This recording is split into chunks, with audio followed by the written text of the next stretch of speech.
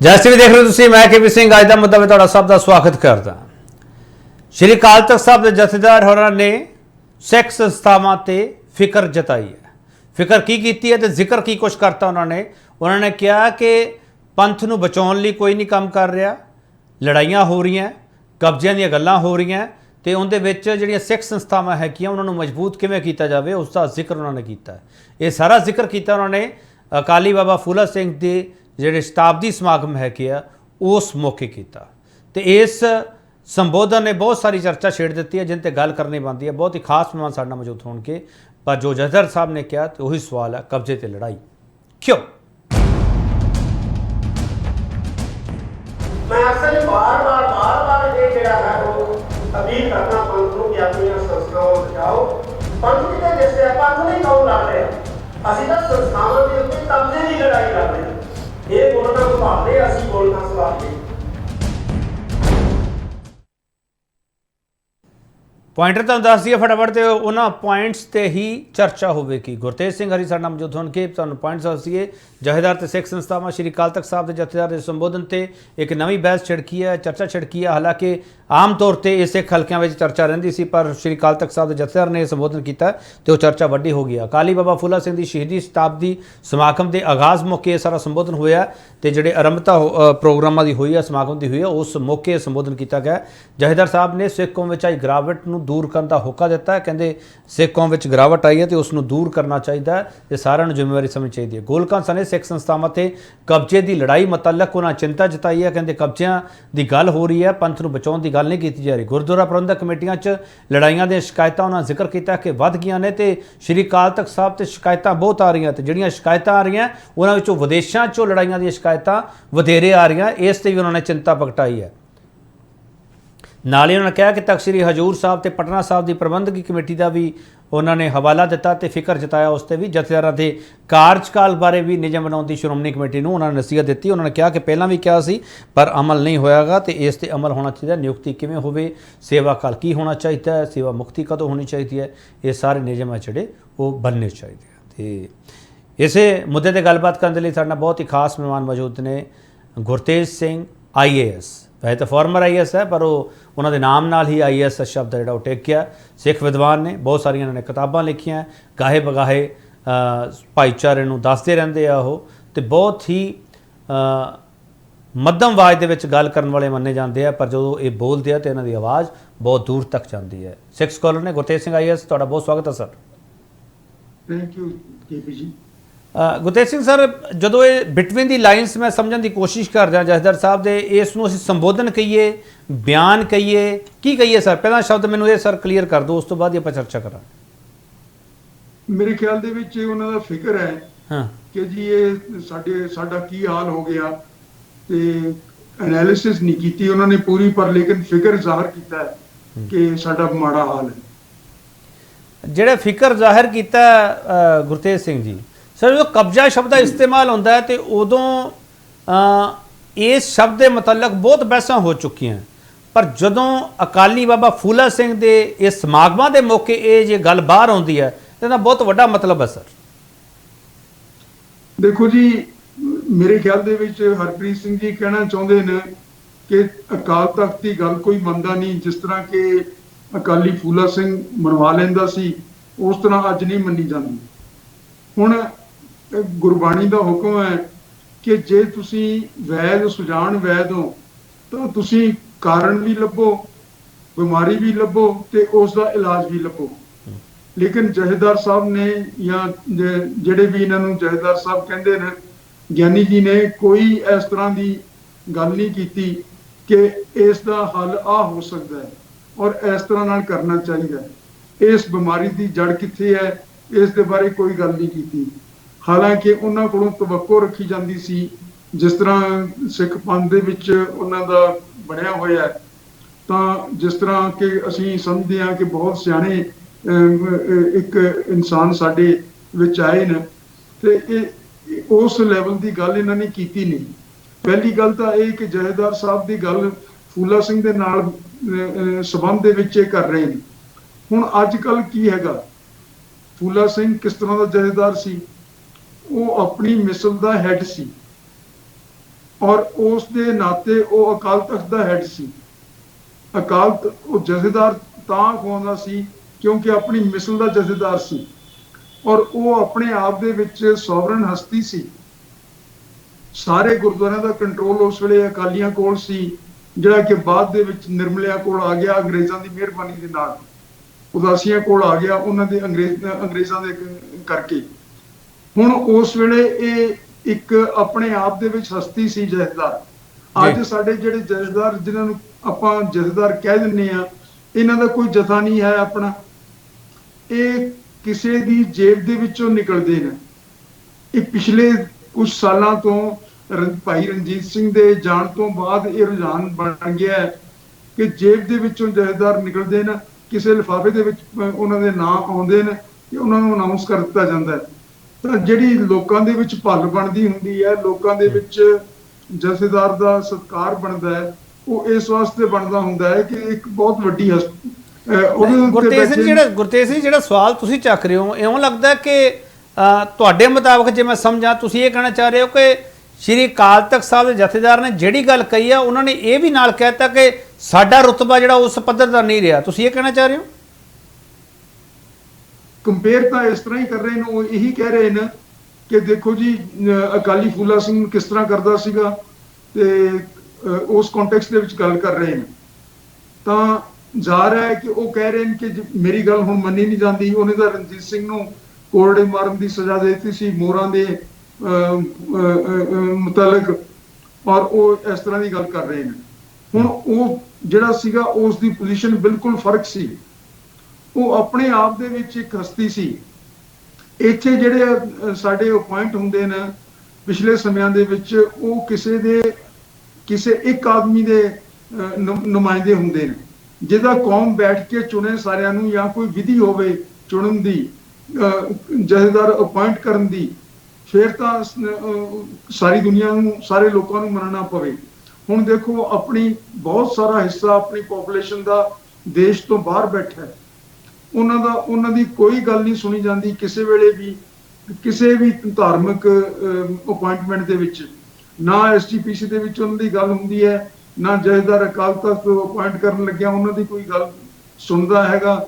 ਤਾਂ ਇਸ ਤਰ੍ਹਾਂ ਨਾਲ ਇਹ ਸਿਰਫ ਇੱਕ ਪਰਿਵਾਰ ਦੇ ਇੱਕ ਆਦਮੀ ਦੇ ਅਪੁਆਇੰਟਡ ਜਥੇਦਾਰ ਬਣ ਜਾਂਦੇ ਨੇ, ਉਸ ਦੇ ਨੁਮਾਇੰਦਾ ਹਨਗੇ। ਹੁਣ ਇਹਨਾਂ ਦੀਆਂ ਗੱਲਾਂ ਨੂੰ ਉਹਨਾਂ ਵਜ਼ਨ ਨਹੀਂ ਦਿੱਤਾ ਜਾ ਸਕਦਾ ਜਿੰਨਾ ਕਿ ਦੇਣਾ ਬਣਦਾ ਹੈ ਜਿਹੜਾ ਇਸ ਅਹੁਦੇ ਦੇ ਉੱਤੇ ਬੈਠਾ ਇਨਸਾਨ ਹੋਵੇ। ਤੁਸੀਂ ਬੜਾ ਵੱਡਾ ਸਵਾਲ ਖੜਾ ਕਰ ਲਿਆ। ਮੈਂ ਇੱਕ ਛੋਟਾ ਜਿਹਾ ਵਕਫਾ ਲੈ ਕੇ ਵਾਪਸ ਆਉਣਾ ਗੁਰਤੇਜ ਸਿੰਘ, ਜਿਹੜੇ ਤੁਸੀਂ ਇਹ ਸਵਾਲ ਚੁੱਕਿਆ ਕਿ ਵਿਦੇਸ਼ਾਂ ਵਿੱਚ ਵੀ ਸਿੱਖ ਭਾਈਚਾਰਾ ਬੈਠਾ ਹੈ, ਪਰ ਉਹ ਤਾਂ ਜਥੇਦਾਰ ਸਾਹਿਬ ਤਾਂ ਕਹਿ ਰਹੇ ਵਿਦੇਸ਼ਾਂ ਵਿੱਚ ਜਿਹੜੇ ਬੈਠੇ ਲੜਾਈਆਂ ਉੱਥੇ ਜ਼ਿਆਦਾ ਹੁੰਦੀਆਂ ਤੇ ਸ਼ਿਕਾਇਤਾਂ ਉੱਥੋਂ ਜ਼ਿਆਦਾ ਆ ਰਹੀਆਂ, ਤੇ ਇਹ ਸਵਾਲ ਜਾ ਕਿੱਧਰ ਨੂੰ ਰਿਹਾ? ਵਾਪਸ ਆ ਕੇ ਪੁੱਛੂੰਗਾ ਜ਼ਰੂਰ। ਮੈਂ ਅਕਸਰ ਬਾਰ-ਬਾਰ ਇਹ ਜਿਹੜਾ ਹੈ ਉਹ ਅਪੀਲ ਕਰਨਾ ਪੰਥ ਨੂੰ ਕਿ ਆਪਣੀਆਂ ਸੰਸਥਾਵਾਂ ਬਚਾਓ। ਪੰਥ ਕਿਤੇ ਜਿਸੇ ਪੰਥ ਨਹੀਂ ਕੌਣ ਲੜ ਰਿਹਾ, ਅਸੀਂ ਤਾਂ ਸੰਸਥਾਵਾਂ ਦੇ ਉੱਤੇ ਕਬਜ਼ੇ ਦੀ ਲੜਾਈ ਲੜਦੇ ਹਾਂ। ਇਹ ਬੋਲਣਾ ਸੰਭਾਲਦੇ, ਅਸੀਂ ਬੋਲਣਾ ਸੰਭਾਲਦੇ। ਇੱਕ ਵਾਰ ਫਿਰ ਤੁਹਾਡਾ ਸਵਾਗਤ ਕਰਦੇ ਹਾਂ। ਗੁਰਤੇਜ ਸਿੰਘ ਫਾਰਮਰ IAS ਸਾਡੇ ਨਾਲ ਮੌਜੂਦ ਨੇ। ਸਰ, ਜਦੋਂ ਜਥੇਦਾਰ ਸਾਹਿਬ ਇਹ ਗੱਲ ਕਹਿੰਦੇ ਆ ਕਿ ਵਿਦੇਸ਼ਾਂ ਵਿੱਚੋਂ ਲੜਾਈਆਂ ਦੀਆਂ ਸ਼ਿਕਾਇਤਾਂ ਉਹਨਾਂ ਕੋਲ ਜ਼ਿਆਦਾ ਆ ਰਹੀਆਂ ਸ਼੍ਰੀ ਅਕਾਲ ਤਖਤ ਸਾਹਿਬ ਉੱਤੇ, ਤੇ ਜਦੋਂ ਤੁਸੀਂ ਇਹ ਗੱਲ ਕਹੋ ਕਿ ਵਿਦੇਸ਼ਾਂ ਦੇ ਜਿਹੜੇ ਸਿੱਖ ਭਾਈਚਾਰਾ ਉਹਨਾਂ ਦੀ ਗੱਲ ਨਹੀਂ ਸੁਣੀ ਜਾ ਰਹੀ ਕਿਸੇ ਵੀ ਸੰਸਥਾ ਦੇ ਵਿੱਚ, ਉਦੋਂ ਸਾਰੇ ਦੋਨੋਂ ਬਿਆਨ ਆਪਸ ਵਿੱਚ ਮੈਚ ਨਹੀਂ ਕਰਦੇ? ਨਹੀਂ, ਦੇਖੋ ਮੈਚ ਕਰਦੇ ਨੇ ਜੇ ਆਪਾਂ ਇਸ ਤਰ੍ਹਾਂ ਨਾਲ ਸਮਝੀਏ ਕਿ ਜਿਹੜੇ ਵਿਦੇਸ਼ ਦੇ ਵਿੱਚ ਲੋਕ ਬੈਠੇ ਨੇ ਉਹ ਕਿਉਂ ਉਹਨਾਂ ਦੇ ਵਿੱਚ ਇੰਨੀ ਬੇਚੈਨੀ ਹੈ। ਹੁਣ ਇਸ ਦਾ ਪਹਿਲਾ ਕਾਰਨ ਤਾਂ ਇਹ ਹੈ ਕਿ ਇੱਥੇ ਸਾਡੇ ਵਿੱਚ ਕੁਝ ਅਨਰਿਜ਼ੋਲਵਡ ਮਸਲੇ ਹਨਗੇ ਜਿਨ੍ਹਾਂ ਦਾ ਹੱਲ ਨਹੀਂ ਲੱਭਿਆ ਜਾ ਰਿਹਾ। ਫੋਰ ਇੰਸਟੈਂਸ ਤੁਸੀਂ 10ਵੇਂ ਗ੍ਰੰਥ ਦੀ ਗੱਲ ਲੈ ਲਓ, ਉਹ ਮਸਲਾ ਅਨਰਿਜ਼ੋਲਵਡ ਹੈ। ਇਸ ਦੇ ਨਾਲ ਵਿਦੇਸ਼ਾਂ ਦੇ ਵਿੱਚ ਜਿਹੜੇ ਲੋਕ ਸਮਝਦੇ ਨੇ ਉਹਨਾਂ ਦੇ ਵਿੱਚ ਆਪਸ ਦੇ ਵਿੱਚ ਲੜਾਈਆਂ ਪੈ ਰਹੀਆਂ ਨੇ। ਫਿਰ ਦੂਸਰੀ ਗੱਲ ਇਹ ਹੈ ਕਿ ਜਿਹੜਾ ਮਸਲਾ ਖਾਲਿਸਤਾਨ ਦਾ ਇੱਥੇ ਉੱਠਿਆ ਹੋਇਆ ਹੈ, ਉਸ ਨੂੰ ਲੈ ਕੇ ਬਹੁਤ ਸਾਰੇ ਲੋਕ ਅਸਾਈਲਮ ਲੈ ਕੇ ਉੱਥੇ ਬੈਠੇ ਨੇ। ਉਹ ਲੋਕ ਸਮਝਦੇ ਨੇ ਕਿ ਅਸੀਂ ਦੂਸਰਿਆਂ ਨਾਲੋਂ ਬਹੁਤ ਜ਼ਿਆਦਾ ਸੁਪੀਰੀਅਰ ਹਾਂ ਤੇ ਅਸੀਂ ਗੁਰਦੁਆਰਿਆਂ ਨੂੰ ਕੰਟਰੋਲ ਕਰਨ ਦੇ ਔਰ ਇਹਨਾਂ ਦੇ ਉੱਤੇ ਆਪਣੇ ਪ੍ਰਧਾਨ ਵਗੈਰਾ ਥਾਪਣ ਦਾ ਹੱਕ ਰੱਖਦੇ ਹਾਂ ਕਿਉਂਕਿ ਅਸੀਂ ਖਾਲਿਸਤਾਨੀ ਹਾਂ। ਇਹ ਮਸਲਾ ਜਿਹੜਾ ਹੈ ਇੱਥੇ ਰਿਜ਼ੋਲਵ ਨਹੀਂ ਹੋ ਰਿਹਾ। ਸਿੰਘ ਸਾਹਿਬ ਨੂੰ ਚਾਹੀਦਾ ਸੀਗਾ ਕਿ ਇਹ ਜਿਹੜੇ ਮਸਲੇ ਹਨਗੇ ਇਹਨਾਂ ਨੂੰ ਰਿਜ਼ੋਲਵ ਕਰਨ, ਇੱਥੇ ਸਾਨੂੰ ਦੱਸਣ ਕਿ ਕੀ ਇਹ ਜਿਹੜਾ ਹੁਣ ਜਿਸ ਤਰ੍ਹਾਂ ਆ 2-3 ਕਿਤਾਬਾਂ ਹੁਣ ਪਿਛਲੇ ਸਮਿਆਂ ਦੇ ਵਿੱਚ ਆਈਆਂ ਨੇ, ਆਪਾਂ ਸਾਰਿਆਂ ਨੇ ਦੇਖੀਆਂ ਨੇ ਜੀ। ਇੱਕ ਤਾਂ ਹੈ ਬੀਡੀ ਪਾਂਡੇ ਦੀ ਕਿਤਾਬ ਤੇ ਦੂਸਰੀ ਹੈਗੀ ਆਪਣੀ ਜੀਵੀ ਸਿੰਘ ਦੀ ਕਿਤਾਬ। ਇਹ ਦੋਨੋਂ ਕਿਤਾਬਾਂ ਇਹ ਕਹਿੰਦੀਆਂ ਨੇ ਕਿ ਇੱਥੇ ਕੋਈ ਮਸਲਾ ਨਹੀਂ ਸੀ ਇਸ ਤਰ੍ਹਾਂ ਦਾ। ਇੰਦਰਾ ਗਾਂਧੀ ਨੇ ਆਪਣੇ ਸਿਆਸੀ ਮਕਸਦ ਨੂੰ ਹੱਲ ਕਰਨ ਵਾਸਤੇ ਇਹ ਸਾਰਾ ਮਸਲਾ ਉਭਾਰਿਆ। ਫਿਰ ਇਸ ਨੂੰ ਇੱਥੋਂ ਤੂਲ ਦਿੱਤੀ ਗਈ, ਲੋਕਾਂ ਨੂੰ ਆਪਸ ਦੇ ਵਿੱਚ ਲੜਾਇਆ ਗਿਆ, ਹਿੰਦੂ ਸਿੱਖ ਭਾਈਚਾਰੇ ਨੂੰ ਲੜਾਇਆ ਗਿਆ, ਸਿੱਖਾਂ ਨੂੰ ਆਪਸ ਦੇ ਵਿੱਚ ਲੜਾਇਆ ਗਿਆ ਔਰ ਇਸ ਤਰ੍ਹਾਂ ਨਾਲ ਦਫਾੜ ਪਾ ਕੇ ਇਹ ਇੱਕ ਮਸਲਾ ਬਣਾ ਕੇ ਖੜਾ ਕਰ ਦਿੱਤਾ ਗਿਆ, ਜਿਸ ਦੇ ਨਾਲ ਅੱਜ ਵੀ ਉੱਥੇ ਜਿਹੜਾ ਵਿਦੇਸ਼ੀ ਭਾਈਚਾਰਾ ਹੈਗਾ ਜਾਂ ਦੇਸੀ ਵੀ ਹੈਗਾ, ਜਿਹੜੇ ਤਾਂ ਇਹ ਸਮਝਦੇ ਨੇ ਕਿ ਜਿਸ ਤਰ੍ਹਾਂ ਨਾਲ ਇਹਨਾਂ ਨੇ ਹੁਣ ਡਿਸਕ੍ਰਾਈਬ ਕੀਤਾ ਹੈ ਬੀਡੀ ਪਾਂਡੇ ਨੇ ਤੇ ਹੋਰ ਲੋਕਾਂ ਨੇ, ਉਹਨਾਂ ਨੂੰ ਸ਼ੁਰੂ ਤੋਂ ਪਤਾ ਹੈ। ਆਪਾਂ ਇੱਥੇ ਜਿਹੜੇ ਲੋਕ ਰਹਿ ਰਹੇ ਆ, ਆਪਾਂ ਨੂੰ ਸਾਰਿਆਂ ਨੂੰ ਪਤਾ ਹੈ ਕਿ ਇਹ ਮਸਲਾ ਸਿਰਫ ਕੁਝ ਲੋਕਾਂ ਦਾ ਹੈਗਾ ਜਿਨ੍ਹਾਂ ਨੇ ਕੋਈ ਆਪਣੇ ਸਿਆਸੀ ਮਕਸਦ ਹੱਲ ਕਰਨੇ ਨੇ, ਇਸ ਤੋਂ ਇਲਾਵਾ ਕਿਸੇ ਦਾ ਮਸਲਾ ਨਹੀਂ ਹੈ। ਲੇਕਿਨ ਇਸ ਨੇ ਸਾਰੀ ਕੌਮ ਨੂੰ ਦਫਾੜ ਕੀਤਾ ਹੋਇਆ ਹੈ। ਸਰ ਜਿਹੜੀ ਗੱਲ ਤੁਸੀਂ ਕਹਿ ਰਹੇ ਹੋ ਕੌਮ ਨੂੰ ਦਫਾੜ ਕੀਤਾ ਹੋਇਆ, ਉਹਦੀ ਗੱਲ ਤਾਂ ਜਥੇਦਾਰ ਸਾਹਿਬ ਨੇ ਨਹੀਂ ਕੀਤੀ ਨਾ। ਜਥੇਦਾਰ ਸਾਹਿਬ ਨੇ ਤਾਂ ਇਹ ਕਹਿ ਰਿਹਾ ਗੋਲਕ ਪਿੱਛੇ ਲੜਦੇ ਪਏ ਆ, ਅਸੀਂ ਸੰਸਥਾਵਾਂ ਕਮਜ਼ੋਰ ਕਰਤੀਆਂ, ਅਸੀਂ ਆਪ ਕਬਜ਼ੇ ਲੜਾਈ ਕਰ ਰਹੇ ਪਏ ਆ, ਪੰਥ ਦੀ ਲੜਾਈ ਲਈ ਲੜਦੇ ਪਏਗੇ। ਉਹਨਾਂ ਨੇ ਤਾਂ ਇਹ ਗੱਲ ਕਹੀ ਹੈ। ਉਹਨਾਂ ਨੇ ਤਾਂ ਜਿਹੜੇ ਰੀਜ਼ਨ ਤੁਸੀਂ ਗਿਣਾ ਰਹੇ ਹੋ ਸਰ, ਉਸ ਰੀਜ਼ਨ ਦੀ ਗੱਲ ਨਹੀਂ ਹੋਈ ਕਿਤੇ। ਨਹੀਂ, ਬਿਲਕੁਲ ਠੀਕ ਆ। ਉਹ ਗੋਲਕਾਂ ਪਿੱਛੇ ਕਿਉਂ ਲੜਾਈ ਹੋ ਰਹੀ ਹੈ? ਹਾਂ, ਕਿਉਂਕਿ ਕੁਝ ਲੋਕ ਕਹਿ ਰਹੇ ਆ ਕਿ ਜੀ ਅਸੀਂ ਅਸਲੀ ਖਾਲਿਸਤਾਨੀ ਆ, ਅਸੀਂ ਲੋਕ ਗੋਲਕਾਂ ਦੇ ਉੱਤੇ ਗੁਰਦੁਆਰਿਆਂ ਉੱਤੇ ਕਬਜ਼ਾ ਕਰਨ ਦਾ ਹੱਕ ਰੱਖਦੇ ਆ, ਅਸੀਂ ਖਾਲਿਸਤਾਨ ਦੀ ਲੜਾਈ ਨੂੰ ਸਪੋਰਟ ਕਰਨਾ ਹੈ, ਅਸੀਂ ਉਹ ਆ ਕਰ ਰਹੇ ਆ। ਇਸ ਇੱਕ ਬਹੁਤ ਸਾਰੇ ਗੁਰਦੁਆਰਿਆਂ ਦੇ ਵਿੱਚ ਇਹ ਮਸਲਾ ਚੱਲ ਰਿਹਾ ਹੈ। ਦੂਸਰੇ ਲੋਕ ਉਹ ਹਨਗੇ ਜਿਹੜੇ ਕਹਿੰਦੇ ਆ ਕਿ ਜਿਹੜੇ ਤੁਹਾਡੇ ਵਿਚਾਰ ਹਨਗੇ ਅਸੀਂ ਇਹਨਾਂ ਦੇ ਨਾਲ ਸਹਿਮਤ ਨਹੀਂ, ਜਿਹੜਾ ਦਸਮ ਗ੍ਰੰਥ ਦਾ ਜਾਂ ਦੂਸਰਾ ਵਿਚਾਰ ਹੈ ਇਸ ਦੇ ਬਾਰੇ ਅਸੀਂ ਸਹਿਮਤ ਨਹੀਂ, ਇਸ ਕਰਕੇ ਅਸੀਂ ਹੱਕ ਰੱਖਦੇ ਹਾਂ ਗੁਰਦੁਆਰਿਆਂ ਉੱਤੇ ਕਬਜ਼ਾ ਕਰਨ ਦਾ। ਇਹ ਕਾਰਨ ਹਨਗੇ ਉਹਨਾਂ ਦੇ ਦਫਾੜ ਹੋਣ ਦੇ, ਜਿਹੜੇ ਜਥੇਦਾਰ ਸਾਹਿਬ ਨੇ ਨਹੀਂ ਦੱਸੇ, ਜਿਹੜੇ ਉਹਨਾਂ ਦੇ ਮਨ ਦੇ ਵਿੱਚ ਹੋਣਗੇ ਲੇਕਿਨ ਉਹ ਕਹਿ ਨਹੀਂ ਸਕੇ ਜਾਂ ਕਹਿਣਾ ਨਹੀਂ ਚਾਹੁੰਦੇ। ਲੇਕਿਨ ਇਹਦੇ ਨਾਲ ਇਹ ਨਹੀਂ ਹੁੰਦਾ ਕਿ ਉਹ ਕਾਰਨ ਗਾਇਬ ਹੋ ਜਾਣਗੇ। ਲੋਕਾਂ ਦੇ ਵਿੱਚ ਉੱਥੇ ਬੇਚੈਨੀ ਹੈ, ਇਹਨਾਂ ਕਾਰਨਾਂ ਕਰਕੇ ਵੀ ਹੈ।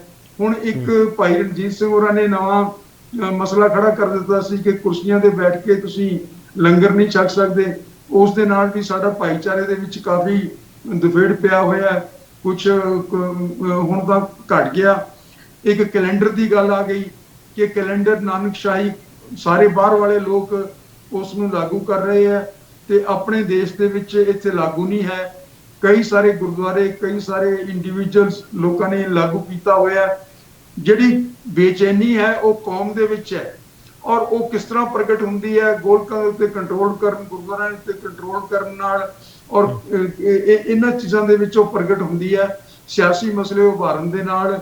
ਤਾਂ ਇਹਨਾਂ ਕਰਕੇ ਉਹ ਜਿਹੜੇ ਉੱਥੇ ਬਾਹਰਲੇ ਪਾਸੇ ਝਗੜੇ ਚੱਲ ਰਹੇ ਨੇ ਉਹ ਇਹਨਾਂ ਕਰਕੇ ਚੱਲ ਰਹੇ ਨੇ। ਨਹੀਂ, ਇੱਕ ਜਿਹੜਾ ਉਹ ਜ਼ਿਕਰ ਕਰ ਰਹੇ ਗੁਰਤੇਜ ਸਿੰਘ ਜੀ, ਉਹ ਕਹਿ ਰਹੇ ਆ ਕਿ ਆਪਣੀਆਂ ਸੰਸਥਾਵਾਂ ਦੀਆਂ ਮਰਿਆਦਾਵਾਂ ਸਾਨੂੰ ਖੁਦ ਨੂੰ ਬਚਾਉਣੀਆਂ ਪੈਣਗੀਆਂ। ਉਹ ਕਿਹੜੀ ਸੰਸਥਾ ਤੇ ਕਿਹੜੀ ਮਰਿਆਦਾ ਜ਼ਿਕਰ ਕਰਦੇ ਆ? ਮੇਰਾ ਸਵਾਲ ਤੇ ਹੈ, ਸਿੱਖ ਇੰਸਟੀਟਿਊਸ਼ਨ ਹੈ ਜਿਹੜੇ ਉਹ ਬਹੁਤ ਵੱਡੇ ਹੈ, ਬੜਾ ਉਹਨਾਂ ਦਾ ਇਤਿਹਾਸ ਹੈ, ਲੰਬਾ ਇਤਿਹਾਸ ਹੈ, ਮੋਰਚਿਆਂ ਦਾ ਇਤਿਹਾਸ ਹੈ। ਮੈਂ ਉਸ ਇਤਿਹਾਸ ਵਿੱਚ ਨਹੀਂ ਜਾਣਾ ਚਾਹੁੰਦਾਗਾ, ਪਰ ਜੇ ਉਹ ਸੰਸਥਾਵਾਂ ਨੂੰ ਬਚਾਉਣ ਦੀ ਗੱਲ ਕਰਦੇ ਪਿਆ, ਕਿਤੇ ਉਹ ਸੰਸਥਾਵਾਂ ਨੂੰ ਬਚਾਉਣ ਦੀ ਗੱਲ ਤਾਂ ਨਹੀਂ ਕਰਦੇ ਜਿਹੜੀਆਂ ਸੰਸਥਾਵਾਂ ਸ਼੍ਰੋਮਣੀ ਕਮੇਟੀ ਤੋਂ ਦੂਰ ਹੋ ਗਈਆਂ ਜਾਂ ਜਿੰਦੇ ਵਿੱਚ ਸਿਆਸੀ ਦਖਲਅੰਦਾਜ਼ੀ ਵੱਧ ਗਈ ਹੈ, ਉਹਦਾ ਜ਼ਿਕਰ ਫਿਰ ਖੁੱਲ੍ਹ ਕੇ ਕਿਉਂ ਨਹੀਂ ਕਰ ਰਹੇ ਗੁਰਤੇਜ ਸਿੰਘ? ਜੇ ਪਟਨਾ ਸਾਹਿਬ ਦਾ ਤੁਸੀਂ ਜ਼ਿਕਰ ਕਰਦੇ ਹੋ, ਹਜੂਰ ਸਾਹਿਬ ਦਾ ਤੁਸੀਂ ਜ਼ਿਕਰ ਕਰਦੇ ਹੋ, ਫਿਰ ਖੁੱਲ੍ਹ ਕੇ ਬੋਲੋ ਨਾ ਗੁਰਤੇਜ ਸਿੰਘ ਜੀ। ਨਹੀਂ, ਦੇਖੋ, ਜੇ ਪਟਨਾ ਸਾਹਿਬ ਤੇ ਹਜੂਰ ਸਾਹਿਬ ਦਾ ਤਾਂ ਸ਼ੁਰੂ ਤੋਂ ਆਪਣਾ ਝਗੜਾ ਰਿਹਾ ਹੈ। ਉਹ ਐਸੇ ਪ੍ਰਦੇਸ਼ਾਂ ਦੇ ਵਿੱਚ ਹਨਗੇ ਜਿੱਥੇ ਕਿ ਸਿਆਸਤ ਉਹਨਾਂ ਦੇ ਵਿੱਚ ਦਖਲ ਅੰਦਾਜ਼ੀ ਬਹੁਤ ਕਰਦੀ ਹੈ। ਦੋਨੋਂ ਤਖਤਾਂ ਦੇ ਉੱਤੇ ਜਿਹੜੀ ਰਹਿਤ ਮਰਿਆਦਾ ਉਹ ਨਹੀਂ ਮੰਨੀ ਜਾਂਦੀ। ਇਹ ਬੜੀ ਦੇਰ ਦਾ ਮਸਲਾ ਹੈਗਾ। ਇਹਨਾਂ ਨੇ ਜਿਸ ਵੇਲੇ ਇੱਕ ਪੰਜ ਸਿੰਘ ਸਾਹਿਬਾਨ ਦਾ ਇੱਕ ਜਥਾ ਬਣਾਇਆ ਸੀ, ਜਾਂ ਸਮਝ ਲਓ ਜਿਹੜੇ ਲੋਕ ਨਹੀਂ ਇਸ ਨੂੰ ਪ੍ਰਵਾਨ ਕਰਦੇ, ਉਹ ਪੋਲਿਟ ਬਿਊਰੋ ਕਹਿੰਦੇ ਨੇ ਕਿ ਜਥੇਦਾਰਾਂ ਦੀ ਪੋਲਿਟ ਬਿਊਰੋ ਇਹਨਾਂ ਨੇ ਬਣਾ ਲਈ ਔਰ ਲੋਕਾਂ ਦੇ ਉੱਤੇ ਹੁਕਮ ਲਾਗੂ ਕਰਨ ਲੱਗ ਪਏ। ਜਿਸ ਤਰ੍ਹਾਂ ਹੁਣ ਭਾਈ ਦਰਸ਼ਨ ਸਿੰਘ ਜੀ ਹਨਗੇ, ਉਹਨਾਂ ਦੇ ਉੱਤੇ ਇਹਨਾਂ ਨੇ ਹੁਕਮ ਲਾਗੂ ਕਰਤਾ। ਮੇਰੇ ਖਿਆਲ ਦੇ ਵਿੱਚ ਭਾਈ ਦਰਸ਼ਨ ਸਿੰਘ ਨੇ ਜਿੰਨਾ ਪ੍ਰਚਾਰ ਸਿੱਖੀ ਦਾ ਦੇਸ਼ਾਂ ਵਿਦੇਸ਼ਾਂ ਦੇ ਵਿੱਚ ਕੀਤਾ ਹੈ, ਇਹਨਾਂ ਦੇ ਬਹੁਤ ਸਾਰੇ ਜਥੇਦਾਰਾਂ ਨੇ 5-7 ਨੇ ਰਲ ਕੇ ਨਹੀਂ ਕੀਤਾ। ਲੇਕਿਨ ਉਹਨਾਂ ਨੂੰ 2010 ਦੇ ਵਿੱਚ ਪੰਥ ਦੇ ਵਿੱਚੋਂ ਛੇਕ ਦਿੱਤਾ ਗਿਆ, ਖਾਮਖਾਹ ਦਾ ਇੱਕ ਮਸਲਾ ਬਣਾ ਕੇ, ਜਿਹੜਾ ਕਿ ਹੈ ਨਹੀਂ ਸੀ। ਇੱਕ ਟੇਪ ਬਣਾਈ ਗਈ, ਉਸ ਨੂੰ ਡਾਕਟਰ ਕੀਤਾ ਗਿਆ, ਉਸ ਨੂੰ ਬਦਲ ਕੇ ਤੇ ਉਹਦੇ ਵਿੱਚ ਲਫ਼ਜ਼ ਆਪਣੇ ਪਾਏ ਗਏ, ਔਰ ਉਹ ਮਸਲਾ ਸਾਰੇ ਆਪਣੀ ਕੌਮ ਨੂੰ ਬਾਹਰ ਵਾਲੇ ਵੀ ਸਮਝਦੇ ਆ, ਅਸੀਂ ਵੀ ਸਮਝਦੇ ਹਾਂ। ਇਹ ਹੁਣ ਦੇਖੋ ਕਿ ਇਹ ਜਿਹੜੀ ਕਿਤਾਬ ਹੈ ਇਹ ਮੈਂ ਲਿਖੀ ਸੀ ਉਸ ਵੇਲੇ 2010 ਦੇ ਵਿੱਚ ਜੀ, ਜਿਸ ਦੇ ਵਿੱਚ ਸਾਰਾ ਸਾਫ਼ ਕੀਤਾ ਸੀਗਾ ਕਿ ਇਹ ਮਸਲਾ ਅਸਲ ਦੇ ਵਿੱਚ ਉਸ ਬੰਦੇ ਨੇ ਬਣਾਇਆ ਹੈ ਜਿਸ ਨੇ ਉਹ ਟੇਪ ਲਿਆ ਕੇ ਇੱਥੇ ਦਿੱਤੀ ਹੈ ਇਹਨਾਂ ਨੂੰ, ਜਥੇਦਾਰਾਂ ਨੂੰ, ਤੇ ਉਸ ਦੇ ਉੱਤੇ ਇੱਕ ਬਹੁਤ ਭਲੇ ਗੁਰਸਿੱਖ ਨੂੰ ਛੇਕ ਕੇ ਤੁਸੀਂ, ਜਿਨ੍ਹਾਂ ਦੇ ਹੁਣ ਪਤਾ ਨਹੀਂ ਉਮਰ ਵੀ ਕਾਫੀ ਹੋ ਚੁੱਕੀ ਹੈ, ਤੇ ਉਸ ਨੂੰ ਤੁਸੀਂ ਇਸ ਤਰ੍ਹਾਂ ਨਾਲ ਜਲੀਲ ਕਰ ਰਹੇ ਹੋ, ਔਰ ਉਸ ਦੇ ਨਾਲ ਕਾਫੀ ਸਾਰੇ ਲੋਕਾਂ ਦੇ ਸੈਂਟੀਮੈਂਟ ਜੁੜੇ ਹੋਏ ਹੈ, ਸਾਡੇ ਇੱਥੇ ਵੀ ਤੇ ਬਾਹਰਲਿਆਂ ਦੇ ਵੀ। ਤਾਂ ਇਹੋ ਜਿਹੇ ਮਸਲੇ ਹਨਗੇ ਜਿਨ੍ਹਾਂ ਦੇ ਕਾਰਨ ਕਰਕੇ ਉੱਥੇ ਸੁਸਾਇਟੀ ਦੇ ਵਿੱਚ ਆਪਣੇ ਆਪ ਨੂੰ ਅਸਰਟ ਕਰਨ ਦੀ ਦੌੜ ਪਈ ਹੋਈ ਹੈ, ਔਰ ਉਸ ਦੇ ਵਿੱਚ ਇਹ ਜਥੇਦਾਰ ਉਸ ਦਾ ਜ਼ਿਕਰ ਤਾਂ ਕਰਦੇ ਨੇ ਲੇਕਿਨ ਉਸ ਦੇ ਕਾਰਨਾਂ ਦਾ ਜ਼ਿਕਰ ਨਹੀਂ ਕਰਦੇ। ਨਹੀਂ, ਉਹਨਾਂ ਨਾਲ ਇੱਕ ਗੱਲ ਕਹੀ ਹੈ ਗੁਰਤੇਜ ਸਿੰਘ ਜੀ, ਉਹ ਨਾਲ ਇੱਕ ਗੱਲ ਕਹਿ ਰਿਹਾ ਹੈ, ਉਹ ਕਹਿ ਰਿਹਾ ਕਿ ਪੰਜਾਬ ਵਾਲਿਆਂ ਨੂੰ ਤੁਸੀਂ ਮੰਨ ਲਿਆ ਵੀ ਘੱਟ ਪੜ੍ਹੇ ਲਿਖੇ ਹੋ ਸਕਦੇ ਆ, ਅਨਪੜ੍ਹ ਹੋ ਸਕਦੇ ਆ, ਜਿਹੜੇ ਵਿਦੇਸ਼ਾਂ 'ਚ ਬੈਠੇ ਹੋ ਤਾਂ ਪੜ੍ਹੇ ਲਿਖੇ ਆ ਨਾ, ਕਹਿੰਦੇ ਤੁਸੀਂ ਡਾਲਰ ਗੋਲਕਾਂ ਦੇ ਤੁਸੀਂ ਲੁਟਾਈ ਜਾਂਦੇ ਹੋ, ਲੜਾਈਆਂ ਕਰੀ ਜਾਂਦੇ ਹੋ, ਉਹ ਤਾਂ ਇਹ ਹਵਾਲਾ ਦੇ ਰਿਹਾ ਨਾਲ। ਨਹੀਂ, ਉਹ ਦੇ ਰਹੇ ਆ, ਪਰ ਉਸ ਦਾ ਕਾਰਨ ਕਿਉਂ ਨਹੀਂ ਲੱਭਦੇ? ਕਿਸ ਕਾਰਨ ਕਰਕੇ ਲੜਾਈਆਂ ਹੋ ਰਹੀਆਂ? ਗੋਲਕਾਂ ਦੀ ਐਸੀ ਕੋਈ ਗੱਲ ਨਹੀਂ ਹੈ ਕਿ ਉੱਥੇ ਲੋਕ ਭੁੱਖੇ ਬੈਠੇ ਨੇ। ਉਹ ਮਸਲਾ ਇਹ ਬਣਦਾ ਹੈਗਾ ਕਿ ਜੀ ਅਸੀਂ ਫਲਾਣੇ ਆਦਮੀ ਆ, ਅਸੀਂ ਤੁਹਾਡੇ ਨਾਲੋਂ ਚੰਗੇ ਸਿੱਖ ਹਾਂ, ਅਸੀਂ ਖਾਲਿਸਤਾਨੀ ਆ, ਅਸੀਂ ਕਬਜ਼ਾ ਕਰਨਾ ਚਾਹੁੰਦੇ ਆ, ਅਸੀਂ ਇੱਥੇ ਆਪਣੇ ਹੱਕ ਦਾ ਪ੍ਰਚਾਰ ਕਰਾਉਣਾ ਚਾਹੁੰਦੇ ਆ, ਅਸੀਂ ਦੇਸ਼ ਦੇ ਵਿੱਚ ਇਹੀ ਪ੍ਰਚਾਰ ਉੱਥੇ ਚਲਾਉਣਾ ਚਾਹੁੰਦੇ ਆ, ਉਸ ਵਾਸਤੇ ਸਾਨੂੰ ਪੈਸੇ ਚਾਹੀਦੇ ਨੇ। ਅੰਡਰਲਾਈਂਗ ਉਸ ਦਾ ਰੈਸ਼ਨਲ ਜਿਹੜਾ ਹੈਗਾ ਇਹ ਹੈਗਾ ਜੀ, ਅਖੀਰਲਾ ਜਿਹੜਾ ਉਹਨਾਂ ਦਾ ਦਾ ਹੈਗਾ ਜਾਂ ਜਿਹੜੀ ਆਰਗੂਮੈਂਟ ਹੈ ਉਹ ਇਹ ਹੈ ਕਿ ਜੀ ਅਸੀਂ ਆਹ ਕਰਨਾ ਚਾਹੁੰਦੇ ਆ, ਇਸ ਕਰਕੇ ਸਾਨੂੰ ਕੰਟਰੋਲ ਚਾਹੀਦਾ ਗੁਰਦੁਆਰਿਆਂ ਦਾ। ਇਸ ਦਾ ਜਥੇਦਾਰ ਸਾਹਿਬ ਜ਼ਿਕਰ ਨਹੀਂ ਕਰ ਰਹੇ, ਇਸ ਦੇ ਬਾਰੇ ਬੋਲ ਨਹੀਂ ਰਹੇ, ਇਸ ਦੇ ਬਾਰੇ ਉਹ ਸੋਚ ਨਹੀਂ ਰਹੇ, ਤਾਂ ਫਿਰ ਉਹ ਮਸਲਾ ਹੱਲ ਕਿਸ ਤਰ੍ਹਾਂ ਹੋਏਗਾ? ਚਲੋ ਮੈਂ ਇੱਕ ਹੋਰ ਥੋੜਾ ਜਿਹਾ ਵਕਫਾ ਲੈ ਕੇ ਵਾਪਸ ਆ ਰਿਹਾ। ਗੁਰਤੇਜ ਸਿੰਘ ਹਰੀ ਜਿਸ ਤਰੀਕੇ ਨਾਲ ਬਿਟਵੀਨ ਦਾ ਲਾਈਨਸ ਜਾਂ ਅੰਡਰਲਾਈਨਸ ਜੋ ਸ਼ਬਦ ਹੈਗੇ ਆ ਉਹਨਾਂ ਨੂੰ ਪੜ੍ਹ ਕੇ ਸਮਝਾ ਰਹੇ ਆ, ਉਹਨਾਂ ਨੂੰ ਸਮਝਣ ਦੀ ਜ਼ਰੂਰਤ ਹੈਗੀ, ਤੇ ਮੈਨੂੰ ਲੱਗਦਾ ਉਹਨਾਂ ਨੂੰ ਵੀ ਸੁਣਨਾ ਚਾਹੀਦਾ ਜਿਹੜੇ ਇਸ ਵਕਤ ਉਹਨਾਂ ਸੰਸਥਾਵਾਂ ਦੇ ਉੱਤੇ ਕਾਬਜ਼ ਹੈ। ਮੈਂ ਕਾਬਜ਼ ਸ਼ਬਦ ਵਰਤ ਰਿਹਾ ਕਿਉਂਕਿ ਕਬਜ਼ੇ ਦੀ ਹੀ ਗੱਲ ਹੋ ਰਹੀ ਹੈ। ਵਾਪਸ ਆ ਰਿਹਾ। ਮੈਂ ਅਸਲ ਬਾਰ-ਬਾਰ ਇਹ ਜਿਹੜਾ ਹੈ ਉਹ ਅਪੀਲ ਕਰਨਾ ਪੰਥ ਨੂੰ ਕਿ ਆਪਣੀਆਂ ਸੰਸਥਾਵਾਂ ਬਚਾਓ। ਪੰਥ ਦੀ ਤਾਂ ਜਿਸ ਤਰ੍ਹਾਂ ਪੰਥ ਨਹੀਂ ਕੌਣ ਲੜ ਰਿਹਾ, ਅਸੀਂ ਤਾਂ ਸੰਸਥਾਵਾਂ ਦੇ ਉੱਤੇ ਕਬਜ਼ੇ ਦੀ ਲੜਾਈ ਲੜ ਰਹੇ ਹਾਂ। ਇਹ ਬੋਲਣਾ ਸੰਭਾਲਦੇ, ਅਸੀਂ ਬੋਲਣਾ ਸੰਭਾਲਦੇ। ਇੱਕ ਵਾਰ ਤੁਹਾਡਾ ਸਵਾਗਤ ਕਰਦੇ ਹਾਂ। ਤੇ ਵੱਡਾ ਸਵਾਲ ਤੁਹਾਡੇ ਸਾਹਮਣੇ ਹੈ ਕਿ ਕਬਜ਼ੇ ਦੀ ਲੜਾਈ ਕਿਉਂ ਹੋ ਰਹੀ ਹੈ, ਤੇ ਗੁਰਤੇਜ ਸਿੰਘ ਜੀ ਸਾਡੇ ਨਾਲ ਮੌਜੂਦ ਹੈਗੇ। ਸਰ, ਜਦੋਂ ਜਥੇਦਾਰ ਸਾਹਿਬ ਕਬਜ਼ਾ ਸ਼ਬਦ ਵਰਤਦੇ ਆ ਤਾਂ ਤੁਹਾਡੇ ਵਰਗੇ ਸਾਰੇ ਹੀ ਲੋਕ ਸਿੱਧਾ ਪਰਿਵਾਰ ਤੇ ਆ ਜਾਂਦੇ ਆ, ਬਾਦਲ ਪਰਿਵਾਰ ਤੇ। ਇਹ ਤੁਸੀਂ ਇੰਨੀ ਜਲਦੀ ਕਿਉਂ ਆ ਜਾਂਦੇ? ਉਹ ਸਿੱਧਾ ਟਾਰਗੇਟ ਕਰ ਸਕਦੇ ਆ ਬਾਦਲ ਪਰਿਵਾਰ ਨੂੰ? ਕਬਜ਼ਾ ਸ਼ਬਦ ਉਹ ਵਰਤਦੇ ਪਏ ਆ, ਉਹ ਤਾਂ ਇੱਕ ਜਨਰਲਾਈਜ਼ ਕਰਦੇ ਪਏ ਆ ਨਾ ਚੀਜ਼ਾਂ ਨੂੰ ਕਿ ਕਬਜ਼ੇ ਹੋ ਰਹੇ ਆ ਗੁਰਦੁਆਰਾ ਸਾਹਿਬਾਨਾਂ ਤੇ। ਉਹਦੇ ਵਿੱਚ ਸਿਆਸਤ ਵੀ ਹੋ ਸਕਦੀ ਹੈ, ਉਹਦੇ ਵਿੱਚ ਉਹ ਲੋਕ ਵੀ ਹੈ, ਉਹ ਐਲੀਮੈਂਟ ਵੀ ਹੈ ਜਿਹਨਾਂ ਦਾ ਜ਼ਿਕਰ ਤੁਸੀਂ ਕਰਦੇ ਪਏ ਹੋ ਗੁਰਤੇਜ ਸਿੰਘ ਜੀ। ਤੁਸੀਂ ਸਿੱਧਾ ਉੱਥੇ ਆ ਜਾਂਦੇ ਹੋ। ਮੈਂ ਪਹਿਲੇ ਸੈਗਮੈਂਟ ਵਿੱਚ ਤੁਹਾਨੂੰ ਸਵਾਲ ਨਹੀਂ ਕੀਤਾ ਸੀਗਾ, ਪਰ ਤੁਹਾਡਾ ਇਸ਼ਾਰਾ ਉੱਥੇ ਹੀ ਸੀਗਾ। ਨਹੀਂ, ਗੱਲ ਇਹ ਹੈਗੀ ਕਿ ਜੀ ਪਿਛਲੇ 15-20 ਸਾਲਾਂ ਤੋਂ ਇਹ ਲੋਕ ਇੱਥੇ ਪਾਵਰ ਦੇ ਵਿੱਚ ਰਹੇ ਨੇ। ਇਹਨਾਂ ਦੇ ਪਰਿਵਾਰ ਦਾ ਕਬਜ਼ਾ ਰਿਹਾ ਹੈ ਸ਼੍ਰੋਮਣੀ ਕਮੇਟੀ ਦੇ ਉੱਤੇ, ਅਕਾਲੀ ਦਲ ਦੇ ਉੱਤੇ, ਸਰਕਾਰ ਦੇ ਉੱਤੇ। ਤਾਂ ਜਿਹੜਾ ਨਿਗਾਰ ਹੋਇਆ ਉਹ ਇਸ ਸਮੇਂ ਦੇ ਵਿੱਚ ਹੋਇਆ ਹੈ। ਜਿਹੜਾ ਇਸ ਸਮੇਂ ਦੇ ਵਿੱਚ ਨਿਗਾਰ ਹੋਇਆ, ਇਸ ਦੇ ਵਾਸਤੇ ਇਹੀ ਜ਼ਿੰਮੇਵਾਰ ਆਣਗੇ। ਸਾਨੂੰ ਇਸ ਦੇ ਪ੍ਰਮਾਣ ਲੱਭਣੇ ਚਾਹੀਦੇ ਹੈ। ਪ੍ਰਮਾਣ ਸਾਡੇ ਸਾਹਮਣੇ ਆਣਗੇ। ਹੁਣ ਦੇਖੋ, ਜੇ ਤੁਸੀਂ ਅਸੀਂ ਪਾਰਲੀਮੈਂਟ ਦੇ ਵਿੱਚ ਮੈਂਬਰ ਭੇਜਿਆ ਕਿਸੇ ਵੇਲੇ ਮਾਸਟਰ ਤਾਰਾ ਸਿੰਘ ਜੀ ਨੇ, ਉਸ ਦੀ ਜਿਹੜੀ ਕਿਤਾਬ ਬਣੀ ਹੈ, ਜੋ ਉਸਨੇ ਉੱਥੇ ਪਾਰਲੀਮੈਂਟ ਦੇ ਸਪੀਚਸ ਦਿੱਤੇ, ਉਹ ਆਹ ਕਿਤਾਬ ਬਣੀ ਹੈ ਜਿਹੜੀ ਕਿ 300 ਸਫ਼ੇ ਦੀ ਕਿਤਾਬ ਹੈ। ਜਿਹੜੇ ਇਸ ਵੇਲੇ ਇਹਨਾਂ ਨੇ 30 ਸਾਲਾਂ ਦੇ ਵਿੱਚ, 15-20 ਸਾਲਾਂ ਦੇ ਵਿੱਚ ਇਹਨਾਂ ਨੇ ਸਾਰੇ ਪਾਰਲੀਮੈਂਟ ਦੇ ਵਿੱਚ ਮੈਂਬਰ ਭੇਜੇ, ਉਹਨਾਂ ਦੇ 30 ਸਫ਼ੇ ਵੀ ਨਹੀਂ ਬਣਦੇ ਜੋ ਉਹਨਾਂ ਨੇ ਉੱਥੇ ਜਾ ਕੇ ਬੋਲਿਆ।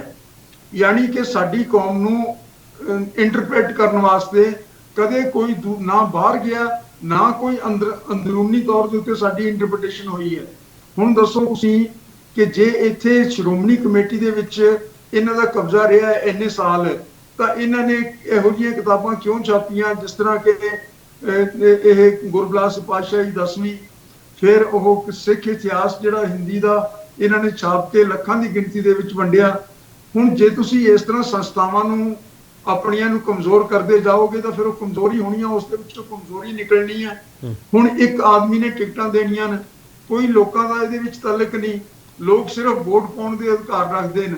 ਇੱਕ ਆਦਮੀ ਨੇ ਸਾਰਿਆਂ ਨੂੰ ਟਿਕਟਾਂ ਦੇਣੀਆਂ, ਸਾਰੇ ਐਮਐਲਏਜ਼ ਨੂੰ, ਸਾਰੇ ਮੈਂਬਰ ਸ਼੍ਰੋਮਣੀ ਕਮੇਟੀ ਨੂੰ, ਤਾਂ ਫਿਰ ਉਸ ਨਿਗਾਰ ਵਾਸਤੇ ਉਸ ਆਦਮੀ ਨੂੰ ਜਾਂ ਉਸ ਸੰਸਥਾ ਨੂੰ, ਉਸ ਪਰਿਵਾਰ ਨੂੰ ਕਿਉਂ ਜ਼ਿੰਮੇਵਾਰ ਨਾ ਸਮਝਿਆ ਜਾਵੇ।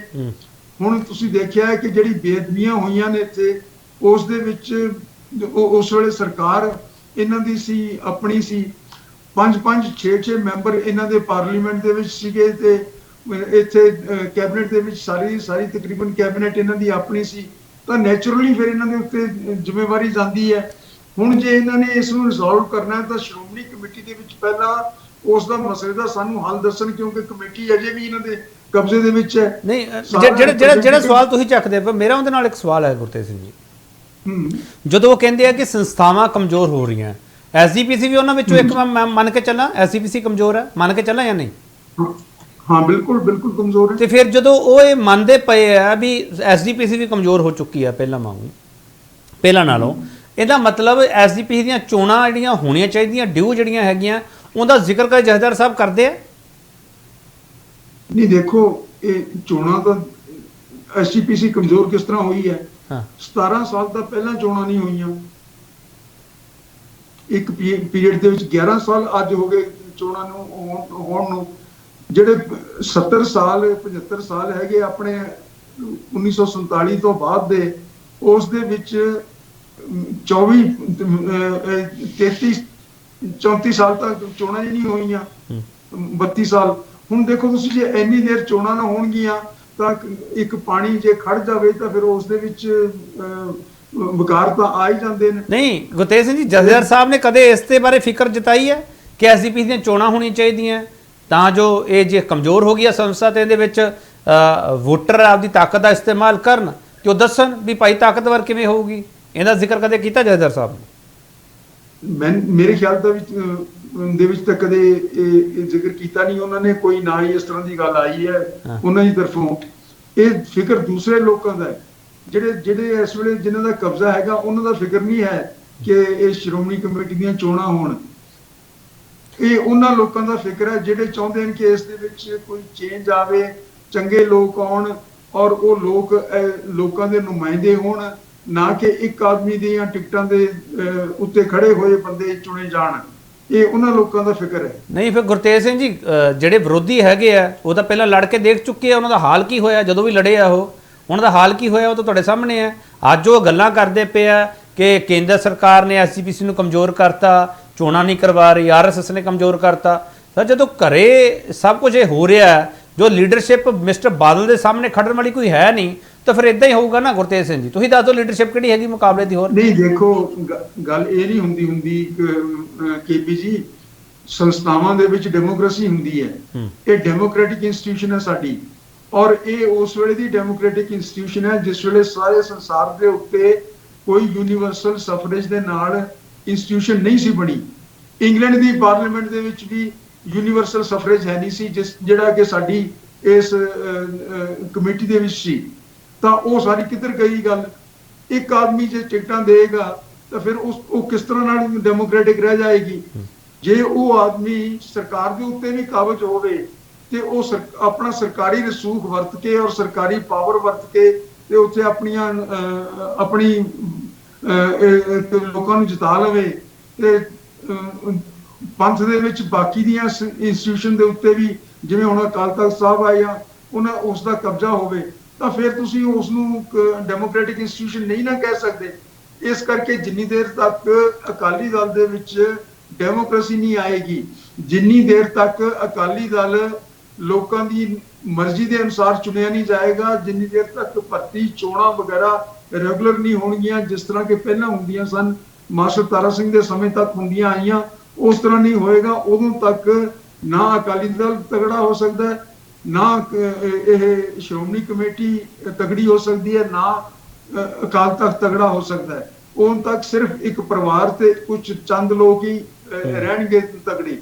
ਹੁਣ ਜਿਹੜੇ ਇਹ ਚੰਦ ਲੋਕ ਹਨਗੇ, ਇਹਨਾਂ ਨੂੰ ਐਕਸਪਲੋਇਟ ਕਰਦੇ ਨੇ ਆਰਐਸਐਸ ਵਾਲੇ। ਤੁਸੀਂ ਕਹਿ ਰਹੇ ਹੋ ਜਿਹੜਾ ਨਾਂ ਲਿਆ ਤੁਸੀਂ, ਸਰਕਾਰ ਵਾਲੇ, ਕੇਂਦਰੀ ਸਰਕਾਰ ਵਾਲੇ, ਉਹ ਲੋਕ ਐਕਸਪਲੋਇਟ ਕਰਦੇ ਨੇ, ਉਹਨਾਂ ਵਾਸਤੇ ਇਹ ਵਾਜਬ ਹੈ। ਹੁਣ ਉਹਨਾਂ ਨੇ ਨਹੀਂ, ਇਹਦੇ ਵਿੱਚ ਮਿਸਟਰ ਮਾਨ ਕਹਿੰਦੇ ਆ ਨਾ, ਗੁਰਤੇਜ ਸਿੰਘ ਜੀ, ਤੁਸੀਂ ਤਾਂ ਸਿਮਰਨ ਸਿੰਘ ਮਾਨ ਹੋਰਾਂ ਨੂੰ ਬਹੁਤ ਚੰਗੀ ਤਰ੍ਹਾਂ ਜਾਣਦੇ ਹੋ। ਮਿਸਟਰ ਮਾਨ ਕਹਿੰਦੇ ਆ ਕਿ ਆਰਐਸਐਸ ਤੇ ਜਿਹੜੀ ਬੀਜੇਪੀ ਹੈ ਉਹ ਚੋਣਾਂ ਹੋਣ ਨਹੀਂ ਦੇਣੀਆਂ ਚਾਹੁੰਦੀ, ਤੇ ਉਹ ਸ਼ੈਲਟਰ ਦੇ ਰਹੀ ਹੈ, ਉਹ ਚਾਹੁੰਦੀ ਹੈ ਵੀ ਇਹਦੇ ਚਲਾਓ। ਉਹ ਤਾਂ ਇਹ ਗੱਲ ਕਹਿ ਰਿਹਾ ਮਿਸਟਰ ਮਾਨ ਤਾਂ। ਨਹੀਂ, ਉਹ ਤਾਂ ਦੇਖੋ ਉਹ ਜ਼ਾਹਰ ਹੈ, ਕਿਉਂਕਿ ਚੋਣਾਂ ਉਹਨਾਂ ਨੇ ਕਰਵਾਉਣੀਆਂ ਨੇ, ਕੇਂਦਰ ਨੇ ਚੋਣਾਂ ਕਰਵਾਉਣੀਆਂ ਨੇ, ਤੇ ਨਹੀਂ ਕਰਵਾ ਰਿਹਾ ਤਾਂ ਜ਼ਾਹਰ ਹੈ ਕਿ ਉਹਨਾਂ ਨੂੰ ਐਡਵਾਂਟੇਜ ਹੈ ਇਸ ਚੀਜ਼ ਦਾ। ਉਹਨਾਂ ਨੂੰ ਉਸ ਵੇਲੇ ਤੱਕ ਉਹ ਨਹੀਂ ਕਰਵਾਉਣਗੇ ਜਦੋਂ ਤੱਕ ਉਹਨਾਂ ਨੂੰ ਇਹ ਪੱਕਾ ਨਾ ਹੋ ਜਾਏ ਵੀ ਸਾਡੇ ਆਦਮੀ ਦੁਬਾਰੇ ਇਸ ਦੇ ਵਿੱਚ ਪ੍ਰਧਾਨ ਤੇ ਮੈਜੋਰਿਟੀ ਲੈ ਕੇ ਆ ਜਾਣਗੇ। ਸਾਡੇ ਆਦਮੀ ਮਤਲਬ ਗੁਰਤੇਜ ਸਿੰਘ ਜੀ? ਹਾਂਜੀ, ਸਾਡੇ ਆਦਮੀ ਕਹਿਣ ਦਾ ਮਤਲਬ ਤੁਹਾਡਾ ਕਿਹੜੇ ਆਦਮੀ? ਆਰਐਸਐਸ ਤੇ ਬੀਜੇਪੀ ਦੇ ਕਿਹੜੇ ਆਦਮੀ? ਜਿਹੜੇ ਉਹਨਾਂ ਦੇ ਨਾਲ ਅਲਾਈਨਡ ਹਨਗੇ। ਉਹ ਤਾਂ ਕਹਿੰਦੇ ਅਸੀਂ ਵੱਖ ਹੋ ਗਏ ਆ ਗੁਰਤੇਜ ਸਿੰਘ ਜੀ, ਉਹ ਤਾਂ ਕਹਿੰਦੇ ਅਸੀਂ ਵੱਖ ਹੈ, ਅਸੀਂ ਤਾਂ ਅਲੱਗ-ਅਲੱਗ ਹੈ। ਤਾਂ ਜਿੰਨੀ ਦੇਰ ਨਵੇਂ ਨਹੀਂ ਆਉਂਦੇ, ਕੋਈ ਵੱਖ ਦਾ ਕੋਈ ਸਬੂਤ ਨਹੀਂ ਹੈ। ਉਹ ਗੱਲਾਂ ਵੱਖ ਹਨਗੇ, ਕੋਈ ਇਸ ਤਰ੍ਹਾਂ ਦਾ ਪਬਲਿਕ ਦੇ ਵਿੱਚ ਕੋਈ ਸਬੂਤ ਨਹੀਂ। ਨਹੀਂ, ਉਹ ਤਾਂ ਕਹਿੰਦੇ ਹੁਣ ਦਿੱਲੀ ਕਮੇਟੀ ਦੇ ਨੇੜੇ ਹੈ, ਮਿਸਟਰ ਕਾਲਕਾਰਾ ਦੇ ਨੇੜੇ ਹੈ। ਜੇ ਉਹ ਵੱਖ ਹਨਗੇ ਤਾਂ ਫਿਰ ਜਿਹੜੇ ਉਸ ਸਮੇਂ ਦੇ ਵਿੱਚ ਇਹਨਾਂ ਨੇ ਇੱਥੇ ਚੇਂਜਸ ਲਿਆਂਦੀਆਂ ਸਨ, ਸ਼੍ਰੋਮਣੀ ਕਮੇਟੀ ਦੇ ਵਿੱਚ ਬਦਲਾਅ ਲਿਆਂਦੇ ਸੀ, ਉਹ ਖਤਮ ਕਿਉਂ ਨਹੀਂ ਕਰਦੇ? ਨਿਸ਼ਾਨ ਸਾਹਿਬ ਸਾਡੇ ਉਸ ਵੇਲੇ ਇਹਨਾਂ ਨੇ ਇੱਕ ਭਗਵੇ ਕੀਤੇ ਸੀਗੇ, ਉਹਨਾਂ ਦੇ ਨਾਲ ਭਿਆਲੀ ਪਾ ਕੇ ਉਹਨਾਂ ਨੂੰ ਮੁੜ ਕੇ ਆਪਣੇ ਅਸਲੀ ਖਾਲਸਾਈ ਕਲਰਸ ਦੇ ਵਿੱਚ ਕਿਉਂ ਨਹੀਂ ਲਿਆਉਂਦੇ? ਸਰੋਪੇ ਜਿਹੜੇ ਸੀਗੇ ਉਹਨਾਂ ਨੇ ਭਗਵੇ ਕੀਤੇ ਸੀ ਉਸ ਵੇਲੇ, ਤੇ ਅੱਜ ਕੱਲ ਫਿਰ ਮੁੜ ਕੇ ਆਪਣੇ ਰੰਗ ਦੇ ਵਿੱਚ ਕਿਉਂ ਨਹੀਂ ਆਉਂਦੇ?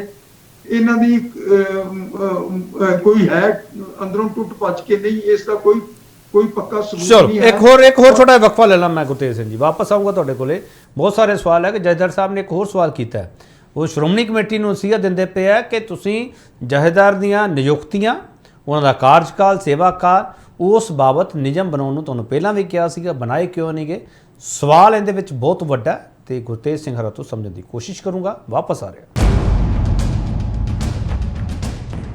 ਮੈਂ ਅਸਲ ਬਾਰ-ਬਾਰ ਇਹ ਜਿਹੜਾ ਹੈ ਉਹ ਅਪੀਲ ਕਰਨਾ ਪੰਥ ਨੂੰ ਕਿ ਆਪਣੀਆਂ ਸੰਸਥਾਵਾਂ ਨੂੰ ਬਚਾਓ। ਪੰਥ ਕਿਤੇ ਜਿਸੇ ਪੰਥ ਨਹੀਂ ਕੌਣ ਲੜ ਰਿਹਾ, ਅਸੀਂ ਤਾਂ ਸੰਸਥਾਵਾਂ ਦੇ ਉੱਤੇ ਕਬਜ਼ੇ ਦੀ ਲੜਾਈ ਲੜ ਰਹੇ ਹਾਂ। ਇਹ ਬੋਲਣਾ ਸੰਭਾਲਦੇ, ਅਸੀਂ ਬੋਲਣਾ ਸੰਭਾਲਦੇ। ਇੱਕ ਵਾਰ ਫਿਰ ਤੁਹਾਡਾ ਸਵਾਗਤ ਕਰਦੇ ਹਾਂ ਗੁਰਤੇਜ ਸਿੰਘ ਸਰ। ਜਿਹੜੇ ਉਹਨਾਂ ਨੇ ਜਥੇਦਾਰ ਸਾਹਿਬ ਨੇ ਗੱਲ ਕਹੀ ਹੈ ਕਿ ਜਥੇਦਾਰਾਂ ਦੇ ਕਾਰਜਕਾਲ ਬਾਰੇ, ਸੇਵਾ ਕਾਲ ਬਾਰੇ ਉਹਦੇ ਨਿਯਮ ਹੈ ਜਿਹੜੇ ਸ਼੍ਰੋਮਣੀ ਕਮੇਟੀ ਨੂੰ ਬਣਾਉਣੇ ਚਾਹੀਦੇ ਆ, ਇਸ ਬਾਬਤ ਤੁਸੀਂ ਕੀ ਸੋਚ ਰਹੇ ਹੋ? ਦੇਖੋ, ਜੇ ਤਾਂ ਉਹ ਅਕਾਲੀ ਫੂਲਾ ਸਿੰਘ ਦੀ ਗੱਲ ਕਰਦੇ ਆ ਤਾਂ ਉਹ ਤਾਂ ਸਾਰੇ ਨਿਯਮ ਆਪਣੇ ਗੁਰਬਾਣੀ ਦੇ ਵਿੱਚੋਂ ਲੈਂਦੇ ਸਨ, ਤੇ ਜੋ ਮਰਿਆਦਾ ਸੀ ਸਿੱਖ ਪੰਥ ਦੀ ਉਸ ਦੇ ਅਨੁਸਾਰ ਚੱਲਦੇ ਸਨ। ਫਿਰ ਉਹਨਾਂ ਨੂੰ ਉਹ ਗੱਲ ਨਹੀਂ ਕਰਨੀ ਚਾਹੀਦੀ। ਦੂਸਰੀ ਗੱਲ ਇਹ ਹੈ ਕਿ ਜਿਹੜੇ ਇਹ ਨਿਯਮ ਕਹਿੰਦੇ ਨੇ ਸ਼੍ਰੋਮਣੀ ਕਮੇਟੀ ਬਣਾਵੇ, ਸ਼੍ਰੋਮਣੀ ਕਮੇਟੀ ਨੂੰ ਜਿਸ ਵੇਲੇ ਪਹਿਲਾਂ ਮਨਜੀਤ ਸਿੰਘ ਐਕਟਿੰਗ ਜਥੇਦਾਰ ਹੁੰਦੇ ਸਨ, ਉਸ ਵੇਲੇ ਦੀ ਇਹ ਗੱਲ ਚੱਲਦੀ ਹੈ ਕਿ ਜੀ ਇਹਨਾਂ ਦੇ ਨਿਯਮ ਬਣਾਓ ਤੇ ਇਹਨਾਂ ਨੂੰ ਸੇਵਾ ਕਿਸ ਤਰ੍ਹਾਂ ਦੇਣੀ ਹੈ, ਕਿਹੜੇ ਬੰਦੇ ਨੂੰ ਦੇਣੀ ਹੈ, ਕੀ ਕੁਆਲੀਫਿਕੇਸ਼ਨ ਹੋਣੀ ਚਾਹੀਦੀ ਹੈ, ਤੇ ਕਿਸ ਵੇਲੇ ਇਹਨਾਂ ਦੀ ਸੇਵਾ ਵਾਪਸ ਕਰਨੀ ਹੈ ਜਾਂ ਇਹਨਾਂ ਨੂੰ ਬਰਖਾਸਤ ਕਰਨਾ ਹੈ, ਉਸ ਦੇ ਬਾਰੇ ਨਿਯਮ ਬਣਾਏ ਜਾਣ।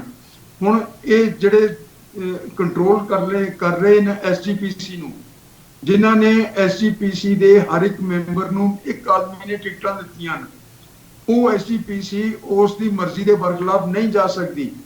ਉਸ ਦੇ ਇੰਟਰਸਟ ਦੇ ਵਿੱਚ ਇਹ ਹੈਗਾ ਕਿ ਕੋਈ ਨਿਯਮ ਨਾ ਬਣੇ, ਉਹਨਾਂ ਦੀ ਜੇਬ ਦੇ ਵਿੱਚੋਂ ਜਥੇਦਾਰ ਨਿਕਲੇ ਤੇ ਉਹਨਾਂ ਦੇ ਹੁਕਮ ਦੇ ਅਨੁਸਾਰ ਜਥੇਦਾਰ ਵਾਪਸ ਚਲਾ ਜਾਏ, ਉਹਨਾਂ ਦੀ ਜੇਬ ਦੇ ਵਿੱਚ ਮੁੜ ਕੇ ਹੋਰ ਨਵਾਂ ਜਥੇਦਾਰ ਪੈਦਾ ਹੋ ਜਾਏ। ਮੈਂ ਇੱਕ ਸਵਾਲ ਤੁਹਾਨੂੰ ਕਰਨਾ ਚਾਹੁੰਦਾ, ਜਿਹੜੇ ਜਥੇਦਾਰ ਹੈਗੇ ਹਰਪ੍ਰੀਤ ਸਿੰਘ, ਗਿਆਨੀ ਹਰਪ੍ਰੀਤ ਸਿੰਘ ਹਰੀ, ਇਹ ਹਜੇ ਤੱਕ ਐਕਟਿੰਗ ਜਥੇਦਾਰ ਹੈ, ਕਾਰਜਕਾਰੀ ਜਥੇਦਾਰ ਹੈ, ਪੱਕੇ ਤਾਂ ਨਹੀਂ ਹੋਏ ਜਾਂ ਹੋ ਗਏ?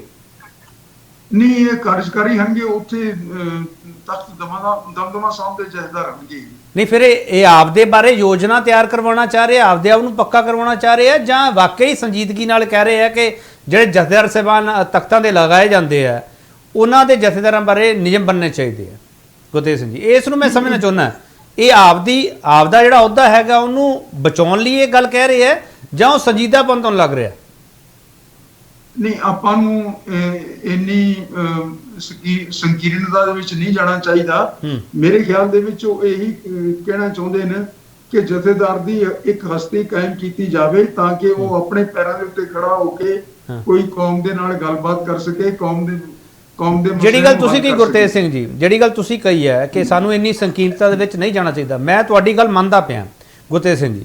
ਜੋ ਜਥੇਦਾਰ ਸਾਹਿਬ ਨੇ ਕਿਹਾ ਇਹਦਾ ਮਤਲਬ ਉਹਦੇ ਵਿੱਚ ਸੰਜੀਦਗੀ ਹੈਗੀ ਹੈ ਤੇ ਉਹ ਸੰਜੀਦਗੀ ਦੇ ਹਵਾਲੇ ਨਾਲ ਸ਼੍ਰੋਮਣੀ ਕਮੇਟੀ ਨੂੰ ਜਵਾਬ ਦੇਣਾ ਬਣਦਾ ਹੈ। ਗੁਰਤੇਜ ਸਿੰਘ ਜੀ, ਬਿਲਕੁਲ ਸ਼੍ਰੋਮਣੀ ਕਮੇਟੀ ਨੂੰ ਜਵਾਬ ਦੇਣਾ ਬਣਦਾ ਹੈ, ਲੇਕਿਨ ਸ਼੍ਰੋਮਣੀ ਕਮੇਟੀ ਇੱਕ ਜਿਸ ਤਰ੍ਹਾਂ ਉਹ ਆਪਣੇ ਪਹਿਲਾਂ ਵੀ ਕਈ ਵਾਰੀ ਗੱਲ ਚੱਲਦੀ ਹੁੰਦੀ ਹੈ, ਇਹ ਬੰਧੂਆ ਮਜ਼ਦੂਰ ਹਨਗੇ। ਇਹ ਸ਼੍ਰੋਮਣੀ ਕਮੇਟੀ ਦੀ ਕੋਈ ਹੈਸੀਅਤ ਹੈ ਨਹੀਂ। ਸ਼੍ਰੋਮਣੀ ਕਮੇਟੀ ਦੇ ਸਾਰੇ ਦੇ ਸਾਰੇ ਮੈਂਬਰ ਇੱਕ ਆਦਮੀ ਦੇ ਬਣਾਏ ਹੋਏ ਨੇ। ਹੁਣ ਉੱਥੇ ਤੁਸੀਂ ਬਜਟ ਸੈਸ਼ਨ ਦੀ ਗੱਲ ਦੇਖਦੇ ਹੁੰਦੇ ਹੋ, ਹਰ ਸਾਲ ਕੋਈ ਡਿਸਕਸ਼ਨ ਨਹੀਂ ਹੁੰਦਾ, ਕਿਸੇ ਨੂੰ ਵਿਰੋਧੀ ਨੂੰ ਬੋਲਣ ਨਹੀਂ ਦਿੱਤਾ ਜਾਂਦਾ। ਹੁਣ ਅੱਜ ਇੱਕ ਮੈਨੂੰ ਦੱਸ ਰਿਹਾ ਸੀਗਾ ਕੋਈ ਬੰਦਾ ਕਿ ਜੀ ਮੈਂ ਬੀਬੀ ਨੂੰ 2 ਮਿੰਟ ਮੰਗੇ ਕਿ ਜੀ ਮੈਂ ਜਿਸ ਵੇਲੇ ਬੀਬੀ ਜੀ ਹੁੰਦੇ ਸੀ ਆਪਣੇ ਪ੍ਰਧਾਨ ਇੱਥੋਂ ਦੇ SCPC ਦੇ, ਤਾਂ ਉਹਨਾਂ ਨੇ ਸਾਰਾ ਉਸ ਵੇਲੇ ਅਰਦਾਸ ਸ਼ੁਰੂ ਕਰਤੀ ਤੇ ਗੱਲ ਖਤਮ ਕਰਤੀ। ਬਜਟ ਦੇ ਵਿੱਚ ਕੋਈ ਡਿਸਕਸ਼ਨ ਨਹੀਂ ਹੋਇਆ। ਬਾਹਰ ਨਿਕਲ ਕੇ ਮੈਨੂੰ ਕਹਿੰਦੇ ਵੀ ਇਸੇ ਨੂੰ ਸਿਆਸਤ ਕਹਿੰਦੀ ਹੈ, ਇਹ ਸਿਆਸਤ ਹੁੰਦੀ ਹੈ। ਸੋ ਉੱਥੇ ਤਾਂ ਸਿਆਸਤਾਂ ਹੋ ਰਹੀਆਂ ਨੇ, ਉੱਥੇ ਕਾਹਦੀਆਂ ਗੱਲਾਂ ਨੇ। ਉਹਨਾਂ ਨੇ ਉਹ ਹੁਕਮ ਬਜਾਉਣਾ ਹੁੰਦਾ ਹੈ, ਜਿਹੜੇ ਆਕਾ ਨੇ ਉਹਨਾਂ ਨੂੰ ਉੱਥੇ ਸ਼੍ਰੋਮਣੀ ਕਮੇਟੀ ਦੇ ਵਿੱਚ ਸਥਾਪਿਤ ਕੀਤਾ ਹੈ। ਇਸ ਕਰਕੇ ਉਹ ਵਿਚਾਰੇ ਕੀ ਕਰ ਸਕਦੇ ਆ? ਇਹ ਤਾਂ ਜਥੇਦਾਰ ਸਾਹਿਬ ਨੂੰ ਜਾਂ ਜਿਹੜੇ ਵੀ ਆਪਣੇ ਸਤਿਕਾਰਯੋਗ ਲੋਕ ਹਨਗੇ ਉਹਨਾਂ ਨੂੰ ਆਪਣੇ ਆਪ ਖੜੇ ਹੋ ਕੇ ਇੱਕ ਵੇਲੇ ਅਸੀਂ ਜਥੇਦਾਰ ਮਨਜੀਤ ਸਿੰਘ ਨੂੰ ਬੇਨਤੀ ਕੀਤੀ ਸੀ, ਉਸਨੇ 103 ਕੇ 4 ਐਡਵਾਈਜ਼ਰ ਬਣਾਏ ਸਨ ਆਪਣੇ। ਇਹਨਾਂ ਨੂੰ ਚਾਹੀਦਾ ਹੈ ਕਿ ਜਿਹੜੇ ਲੋਕ ਐਡਵਾਈਸ ਦੇ ਸਕਦੇ ਆ, ਸਲਾਹ ਦੇ ਸਕਦੇ ਆ, ਉਹਨਾਂ ਦੀ ਕਮੇਟੀ ਬਣਾਉਣ ਔਰ ਫਿਰ ਉਹਨਾਂ ਦੇ ਰਾਹੀਂ ਕੌਮ ਨੂੰ ਸੰਬੋਧਨ ਕਰਨ, ਤਾਂ ਕੌਮ ਸ਼ਾਇਦ ਇਹਨਾਂ ਦੀ ਗੱਲ ਨੂੰ ਸੁਣ ਸਕੇ। ਉਹ ਲੋਕ ਜਿਹੜੇ ਹਨਗੇ ਜਿਨ੍ਹਾਂ ਨੂੰ ਇਹ ਸੁਣਾਉਣਾ ਚਾਹੁੰਦੇ ਨੇ ਉਹ ਸਭ ਕੁਝ ਜਾਣਦੇ ਨੇ ਲੇਕਿਨ ਸੁਣਨਾ ਨਹੀਂ ਚਾਹੁੰਦੇ। ਨਹੀਂ, ਜੋ ਗੁਰਤੇਜ ਸਿੰਘ ਜਥੇਦਾਰ ਸਾਹਿਬ ਇਹ ਗੱਲ ਕਹਿ ਰਹੇ ਆ, ਧਰਮ ਪਰਿਵਰਤਨ ਦੇ ਮੁੱਦੇ ਤੇ ਵੀ ਉਹਨਾਂ ਨੇ ਗੱਲ ਕੀਤੀ ਹੈ। ਉਹਨਾਂ ਨੇ ਕਿਹਾ ਵੀ ਜਦੋਂ ਇਹਨਾਂ ਮੁੱਦਿਆਂ ਜ਼ਿਕਰ ਹੁੰਦਾ ਤੇ ਸਾਡੀਆਂ ਸੰਸਥਾਵਾਂ ਦਾ ਲੋਕ ਮਖੌਲ ਉਡਾਉਂਦੇ ਪਏ ਆ। ਤੁਸੀਂ ਇਹਦੇ ਵਿੱਚ ਸੰਜੀਦਗੀ ਦੇਖਦੇ ਪਏ ਹੋ ਜਦੋਂ ਇਹ ਗੱਲ ਕਹਿੰਦੇ ਪਏ ਹੋ? ਦੇਖੋ, ਮਖੌਲ ਤਾਂ ਲੋਕਾਂ ਨੇ ਉਡਾਉਣਾ ਹੀ ਹੈ, ਕਿਉਂਕਿ ਤੁਸੀਂ ਸਰਬ ਸਮਰੱਥ ਹੋ, ਤੁਹਾਡੇ ਕੋਲੇ ਸਾਰਾ ਕੁਝ ਹੈ। ਇਸ ਦੇ ਬਾਵਜੂਦ ਸਾਰਾ ਕੁਝ ਹੁੰਦਿਆਂ ਸੁਣਦਿਆਂ ਤੁਹਾਡੇ ਚੋਰ ਲੱਗੇ ਹੋਏ ਨੇ, ਸੰਨ ਲੱਗੇ ਹੋਏ ਨੇ ਤੁਹਾਡੇ ਚਾਰਾਂ ਪਾਸਿਆਂ ਤੋਂ। ਲੇਕਿਨ ਇਸ ਦੇ ਕਾਰਨਾਂ ਨੂੰ ਜਥੇਦਾਰ ਸਾਹਿਬ ਨੂੰ ਲੱਭਣਾ ਚਾਹੀਦਾ ਹੈ। ਜੇ ਉਹ ਆਪਣੇ ਆਪ ਨੂੰ ਵਾਕਿਆ ਹੀ ਸਮਝਣ ਕਿ ਮੈਂ ਅਕਾਲੀ ਫੂਲਾ ਸਿੰਘ ਵਰਗਾ ਜਥੇਦਾਰ ਹਾਂ, ਤਾਂ ਉਸਦੇ ਕਾਰਨ ਲੱਭ ਕੇ ਕਿ ਉਹਨਾਂ ਦਾ ਹੱਲ ਕਰਨਾ ਚਾਹੀਦਾ ਹੈ। ਨਹੀਂ ਗੁਰਤੇਜ ਸਿੰਘ ਜੀ, ਜਦੋਂ ਗੋਲਕਾਂ ਦੀ ਗੱਲ ਹੁੰਦੀ ਹੈ, ਗੋਲਕਾਂ ਤੇ ਕਬਜ਼ੇ ਦੀ ਗੱਲ ਹੁੰਦੀ ਹੈ, ਗੁਰੂ ਘਰਾਂ ਤੇ ਕਬਜ਼ੇ ਦੀ ਗੱਲ ਹੁੰਦੀ ਹੈ, ਪ੍ਰਬੰਧਕ ਕਮੇਟੀਆਂ ਤੇ ਕਬਜ਼ੇ ਦੀ ਗੱਲ ਹੁੰਦੀ ਹੈ, ਉਦੋਂ ਵੀ ਸਰ ਫਿਰ ਤਾਂ ਮਜ਼ਾਕ ਉੱਡੂਗਾ ਨਾ, ਫਿਰ ਤਾਂ ਮਖੌਲ ਉੱਡੂਗਾ। ਕਿਉਂਕਿ ਜਦੋਂ ਗੋਲਕਾਂ ਦੀ ਗੱਲ ਹੁੰਦੀ ਹੈ, ਇਸੇ ਗੋਲਕ ਦੇ ਵਿੱਚੋਂ ਐਡੇ ਵੱਡੇ ਲੰਗਰ ਲੱਗਦੇ ਆ, ਸਰਬੱਤ ਦੇ ਭਲੇ ਦੀ ਗੱਲ ਹੁੰਦੀ ਹੈ, ਉਸ ਫਲਸਫੇ ਨੂੰ ਅੱਗੇ ਤੋਰਨ ਦੀ ਗੱਲ ਕੀਤੀ ਜਾਂਦੀ ਹੈ। ਜਦੋਂ ਇਹੋ ਜੀ ਚਰਚਾ ਸਾਡੇ ਸਾਹਮਣੇ ਪਈ ਹੈ, ਜੋ ਜਥੇਦਾਰ ਸਾਹਿਬ ਇਹ ਸਵਾਲ ਚੁੱਕਣ, ਫਿਰ ਹੁਣ ਵੀ ਸਵਾਲ ਉੱਠਣਗੇ ਗੁਰਤੇਜ ਸਿੰਘ ਜੀ। ਉਹਨਾਂ ਸਵਾਲਾਂ ਨੂੰ ਕਿਵੇਂ ਪਾਸੇ ਕੀਤਾ ਜਾਊਗਾ ਜਦੋਂ ਪੂਰੇ ਦੁਨੀਆ ਦੇ ਵਿੱਚ ਚਰਚਾ ਹੋਵੇ ਕਿ ਉਹ ਕੌਮ ਹੈ ਜਿਹੜੀ ਹਰ ਮੁਸੀਬਤ ਵੇਲੇ ਖੜੀ ਹੁੰਦੀ ਹੈ? ਉਦੋਂ ਗੋਲਕਾਂ ਵਾਲੇ ਸਵਾਲ ਸਾਡੇ ਸਾਹਮਣੇ ਖੜੇ ਆ ਗੁਰਤੇਜ ਸਿੰਘ ਜੀ। ਦੇਖੋ, ਗੱਲ ਇਹ ਹੈਗੀ ਕਿ ਸ਼੍ਰੋਮਣੀ ਕਮੇਟੀ ਦੇ ਵਿੱਚ ਕਿੰਨੇ ਘਪਲੇ ਹੋ ਰਹੇ ਨੇ, ਇਹਨਾਂ ਦੇ ਬਾਰੇ ਅਸੀਂ ਸਾਰੇ ਜਾਣਦੇ ਹਾਂ।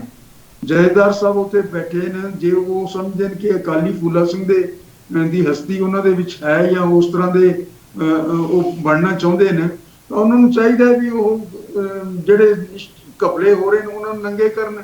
ਹੁਣ ਇੱਥੇ ਇੱਕ ਹਸਪੀਟਲ ਚੱਲ ਰਿਹਾ, ਗੁਰੂ ਰਾਮਦਾਸ ਹਸਪੀਟਲ, ਉਸ ਦੇ ਵਿੱਚ ਕਿੰਨਾ ਕੁਝ ਹੋ ਰਿਹਾ ਹੈ, ਚੋਰੀ ਕਿੰਨਾ ਕੁਝ ਉਸ ਦੇ ਵਿੱਚ ਅਪਾਇੰਟਮੈਂਟਸ ਹੋ ਰਹੀਆਂ ਜਿਹੜੀਆਂ ਕਿ ਜਾਇਜ਼ ਨਹੀਂ ਔਰ ਹੋਰ ਕਿਸੇ ਕੰਮ ਵਾਸਤੇ ਕੀਤੀਆਂ ਗਈਆਂ ਨੇ। ਕਿੰਨੇ ਪੈਸੇ ਸ਼੍ਰੋਮਣੀ ਕਮੇਟੀ ਦੇ ਬਜਟ ਦੇ ਵਿੱਚੋਂ ਮੀਰੀ ਪੀਰੀ ਵਾਲੇ ਲੈ ਜਾਂਦੇ ਨੇ, ਔਰ ਉਹ ਕਦੇ ਮੁੜ ਕੇ ਸ਼੍ਰੋਮਣੀ ਕਮੇਟੀ ਦੇ ਮੁੜ ਕੇ ਨਹੀਂ ਆਉਂਦੇ। ਇਹ ਸਾਰਾ ਕੁਝ ਜਥੇਦਾਰ ਸਾਹਿਬ ਜਾਂ ਤਾਂ ਐਕਸਪੋਜ਼ ਕਰਨ, ਠੀਕ ਕਹਿਣ ਵੀ ਆ ਕੁਝ ਹੋ ਰਿਹਾ, ਜਾਂ ਕੌਮ ਨੂੰ ਕਹਿਣ ਵੀ ਇਸ ਦੇ ਵੱਲ ਧਿਆਨ ਦਿਓ ਤੇ ਇਸ ਦਾ ਵਿਰੋਧ ਕਰੋ। ਦੋਨੋਂ ਗੱਲਾਂ 'ਚ ਕੁਝ ਨਹੀਂ ਕਰ ਰਹੇ, ਸਿਰਫ ਗੱਲਾਂ ਹੀ ਗੱਲਾਂ ਕਰ ਰਹੇ ਨੇ। ਇਹੀ ਇਹਨਾਂ ਦੇ ਉੱਤੇ ਇਤਰਾਜ਼ ਹੈ। ਇਹਨਾਂ ਦੀਆਂ ਗੱਲਾਂ ਠੀਕ ਹੁੰਦੀਆਂ ਨੇ, ਲੇਕਿਨ ਉਸ ਦੇ ਉਹ ਕਿਸੇ ਜਗ੍ਹਾ ਦੇ ਉੱਤੇ ਸਾਨੂੰ ਪਹੁੰਚਾਉਂਦੀਆਂ ਨਹੀਂ। ਇੱਕ ਆਖਰੀ ਸਵਾਲ ਤੁਸੀਂ ਵੈਸੇ ਉਸ ਸਵਾਲ ਦਾ ਜਵਾਬ ਦੇ ਚੁੱਕੇ ਹੋ। ਇੰਨੇ ਪੜ੍ਹੇ ਲਿਖੇ ਆ ਜਥੇਦਾਰ ਸਾਹਿਬਾਨ, ਜੋ ਉਹਨਾਂ ਨੇ ਫਿਕਰ ਜਤਾਇਆ ਹੈਗਾ, ਤੁਸੀਂ ਉਸ ਦਾ ਵੈਲਕਮ ਕਰਦੇ ਹੋ ਗੁਰਤੇਜ ਸਿੰਘ ਜੀ ਜਾਂ ਨਹੀਂ? ਉਹਨਾਂ ਦੀਆਂ ਗੱਲਾਂ ਜਿਹੜੀਆਂ ਉਹਨਾਂ ਨੇ ਕਹੀਆਂ ਨੇ ਇਹ ਸਾਰਥਕ ਹੋਣਗੀਆਂ, ਠੀਕ ਹੋਣਗੀਆਂ, ਲੇਕਿਨ ਇਹਨਾਂ ਦੇ ਕਾਰਨ ਉਹਨਾਂ ਨੇ ਨਹੀਂ ਦੱਸੇ। ਇਹ ਗੱਲ ਬੜੀ ਮਾੜੀ ਹੈ, ਕਿਉਂਕਿ ਉਹ ਸਾਰਾ ਕੁਝ ਜਾਣਦੇ ਨੇ। ਉਹਨਾਂ ਨੂੰ ਨਸ਼ਰ ਕਰਨਾ ਚਾਹੀਦਾ, ਲੋਕਾਂ ਦੇ ਸਾਹਮਣੇ ਦੱਸਣਾ ਚਾਹੀਦਾ ਹੈ ਕਿ ਕੀ ਕਾਰਨ ਹਨਗੇ। ਚਲੋ ਬਹੁਤ ਉਹ ਫਿਰ ਉਹਨਾਂ ਨੂੰ ਉਸ ਦਾ ਇਲਾਜ ਦੱਸਣਾ ਚਾਹੀਦਾ ਹੈ ਕਿ ਕੀ ਇਲਾਜ ਹੋ ਸਕਦਾ ਹੈ ਇਸ ਦਾ। ਜੇ ਇਹ ਇਲਾਜ ਨਹੀਂ ਦੱਸਦੇ, ਕਾਰਨ ਨਹੀਂ ਦੱਸਦੇ, ਤੇ ਜਿਹੜੀਆਂ ਕਮਜ਼ੋਰੀਆਂ ਹਨਗੀਆਂ ਉਹ ਦੂਰ ਕਿਸ ਤਰ੍ਹਾਂ ਹੋ ਸਕਦੀਆਂ ਨੇ? ਇਹ ਜੇ ਇਸ ਇਨਪੁਟ ਇਹਨਾਂ ਕੋਲੇ ਹੈ ਨਹੀਂ, ਪੰਥ ਦੇ ਕੋਲੇ ਹੈ ਨਹੀਂ, ਲੋਕਾਂ ਦੇ ਕੋਲੇ ਹੈ ਨਹੀਂ, ਲੋਕ ਆਪਣੇ ਪੈਰਾਂ ਦੇ ਉੱਤੇ ਖੜੇ ਹੋ ਕੇ ਗੱਲ ਨਹੀਂ ਕਰ ਸਕਦੇ, ਜਿੰਨੀ ਦੇਰ ਤੱਕ ਇਹ ਇਨਫੋਰਮੇਸ਼ਨ ਨਹੀਂ ਦਿੰਦੇ ਤਾਂ ਫਿਰ ਇਹ ਮਸਲਾ ਹੱਲ ਨਹੀਂ ਹੋ ਸਕਦਾ।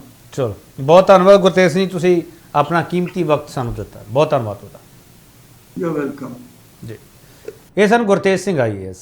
ਮੈਂ ਪਹਿਲਾਂ ਵੀ ਕਿਹਾ ਸੀਗਾ, ਜਿੰਨਾ ਇਹ ਹੌਲੀ ਬੋਲਦੇ ਇਹਨਾਂ ਦੀ ਆਵਾਜ਼ ਦੂਰ ਤੱਕ ਸੁਣਾਈ ਦਿੱਤੀ ਜਾਂਦੀ ਹੈ, ਤੇ ਜਿਹੜੀਆਂ ਗੱਲਾਂ ਇਹਨਾਂ ਨੇ ਕਹੀਆਂ ਉਹਦੇ ਵਿਚਾਲੇ ਸਵਾਲ ਇੱਕੋ ਹੀ ਹੈ ਕਿ ਜਥੇਦਾਰ ਸਾਹਿਬਾਨ ਨੇ ਜਿਹੜੀ ਫਿਕਰ ਜਤਾਈ ਹੈ ਉਹ ਤਾਂ ਫਿਕਰ ਜਿਹੜੀ ਉਹ ਹੈ, ਪਰ ਜਿਹੜਾ ਉਹਨਾਂ ਨੇ ਜ਼ਿਕਰ ਕੀਤਾ ਹੈ ਉਸ ਜ਼ਿਕਰ ਦੇ ਪਿੱਛੇ ਕਾਰਨ ਜਦੋਂ ਦੱਸੇ ਜਾਣਗੇ, ਕਾਰਨ ਜਦੋਂ ਲੱਭੇ ਜਾਣਗੇ, ਜਦੋਂ ਕਾਰਨ ਸਾਹਮਣੇ ਆਉਣਗੇ ਫਿਰ ਹੱਲ ਵੀ ਸਾਹਮਣੇ ਆ ਜਾਊਗਾ। ਸਿਰਫ ਜੇ ਫਿਕਰ ਜਤਾ ਕੇ ਹੀ ਤੁਸੀਂ ਇਹ ਕਹਿ ਦੇਣਾ ਕਿ ਕਬਜ਼ਾ ਉਨ ਤੋਂ ਪਾਸੇ ਹੋਣ ਦੀ ਜ਼ਰੂਰਤ ਹੈ। ਜਿਹੜੀ ਸਿੱਖ ਕੌਮ ਵਿੱਚ ਗਿਰਾਵਟ ਆਈ ਹੈ ਉਹਨੂੰ ਦੂਰ ਕਰਨ ਦੀ ਜ਼ਰੂਰਤ ਹੈ ਕੀ ਹੈ। ਜੋ ਤੱਕ ਅਸੀਂ ਇਹ ਦੱਸਾਂਗੇ ਨਹੀਂ ਕਿ ਗਿਰਾਵਟ ਦੂਰ ਕਿਵੇਂ ਹੋਗੀ, ਉਹ ਤੱਕ ਹੱਲ ਸਾਡੇ ਸਾਹਮਣੇ ਨਹੀਂ ਆਏਗਾ। ਬਹੁਤ